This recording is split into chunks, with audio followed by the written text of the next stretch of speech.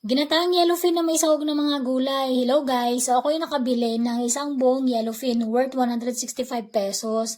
Tapos pinrito ko na muna sa kako ginata. So mas masarap din kasi ang piniprito muna ang yellowfin bago igagata para less na yung lansa niya. Nagpakulo na ako ng gata, nilagyan ko ng luya sa kapapalasa na alamang. Saka ko na nilagyan yung mga sahog ko ng mga gulay. So yung gulay ko merong talong, may okra, may sigarilyas at saka kalabasa. Naglagay din ako dyan ng durog na black ground pepper. At saka naglagay din ako ng kunting tubig para siya yung magsisilbing magluluto dun sa mga gulay. Tapos, kunting luto na lang or pakulo. Ayan, so ready to serve na yan. At tingnan nyo naman napaka-creamy kasi isang buo na pouch na coco mamagata yung nilagay ko dyan. Wala pala akong siling green pero mas gusto ko kasi or mas masarap yung gata na mga luto kapag may sili. Kaya nilagyan ko siya ng siling labuyo kasi yan lang yung available ko dito sa ref.